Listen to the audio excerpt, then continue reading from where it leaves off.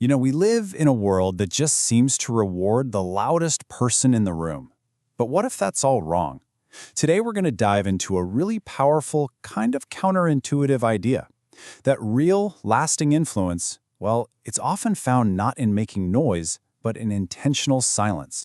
In this quote, it just nails the assumption we're all about to challenge. We've all been there, right? In a meeting, at a party, the person talking the most is automatically seen as the leader. But as we're about to find out, this idea that volume equals power, it might just be one of the biggest myths in social dynamics. All right, so here's our game plan. First, we're going to tear down that myth of loudness. Then we'll get into the incredible power of using your words sparingly and keeping your cool. And finally, we'll see how this all comes together in the real world to create a kind of influence that doesn't even need to shout its own name. So let's get right into it. Why do we make this mistake? Well, in really busy, fast-moving situations, our brains look for a shortcut. They see someone talking a lot, being really expressive, and they just tag it as confidence or high status. But that's a huge error in judgment. And this is the key distinction right here. Making noise, constantly talking, it absolutely makes you seen. It creates visibility. But silence, when you use it the right way, that creates something so much more valuable: weight. It makes your words feel significant in a way that just constant chatter can never, ever achieve. So here's what's so fascinating. When you don't broadcast every single thought that pops into your head, something amazing happens. People start to project depth onto you. They don't see your quiet as emptiness. They see it as complexity, as careful thought. You suddenly become a lot less predictable. And that unpredictability, well, it's seen as a form of control and power. Which brings us perfectly to our next big idea: the economy of words. It's a really simple but profound concept. Start treating your words not like they're free and endless, but like they're a rare and precious resource.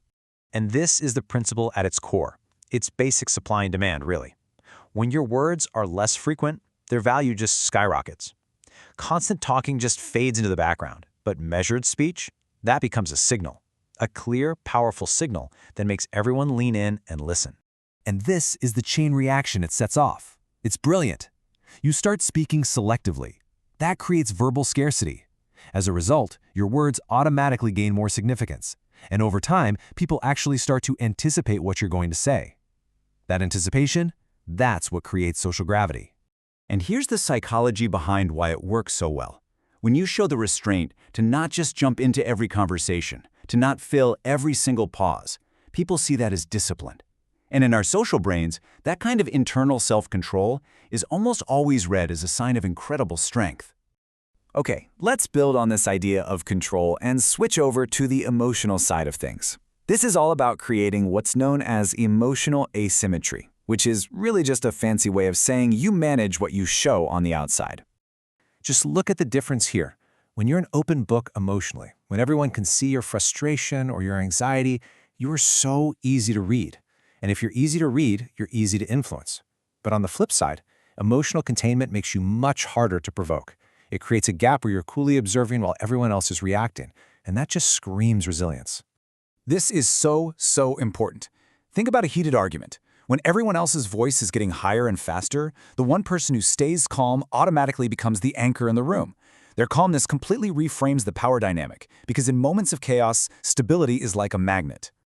Okay, so we've talked about verbal scarcity and emotional composure, but how does this actually play out when the stakes are high? Let's take a look at a negotiation or a conflict. This table just breaks it down perfectly. The loud person, they try to win with speed and volume, but what they're really doing is revealing their own insecurities. The quiet person plays a totally different game. They slow the whole thing down. They listen. They ask sharp, precise questions. And all the while, they're just gathering information. They're not fighting fire with fire. And here is the tactical brilliance of it all. Silence makes people deeply uncomfortable. They feel this intense pressure to fill the void. And when they do, they almost always say more than they meant to, revealing weaknesses or holes in their argument. Every bit of information they hand you shifts the leverage of the entire conversation back in your favor. So all of this, it leads to the ultimate prize. It's a kind of influence that's so deep and so structural, it doesn't need a billboard. It's about developing a true, undeniable presence. This right here, this is the quiet advantage in its purest form. It's the ability to shape a room, to have real control, without ever having to put on a show. The strength is implied, not demonstrated, and that's infinitely more powerful. So what does this look like day to day? It means you stop giving people easy openings by not reacting to every little thing. It means letting go of that desperate need to have your say on every topic. This communicates a powerful sense of independence. You're no longer just trying to be visible, you're building a real presence. And let's be really clear about something. This isn't about being checked out or passive. Not at all. Intentional silence is an act of intense concentration. You are observing, you're processing, and you're waiting for the single most impactful moment to make your move. It's a highly active strategy. And this might be the most subtle and powerful layer of all. When you stay composed, when you show that restraint, it has a funny effect on the people around you. It forces them to become more self-aware. They start asking themselves, wait, am I talking too much? Am I overreacting here?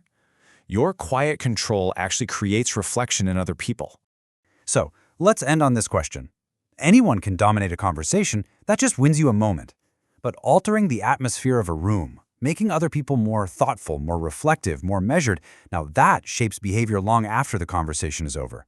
And that, just maybe, is the most profound form of influence there is.